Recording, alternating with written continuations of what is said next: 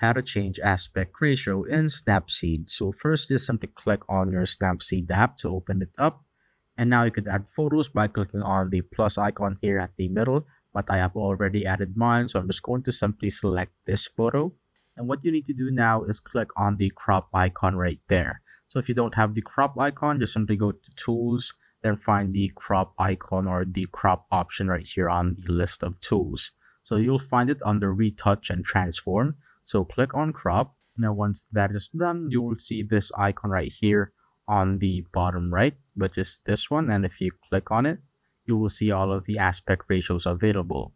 So we have free right here, which is basically a free form type where you could change it to your own liking, just like that.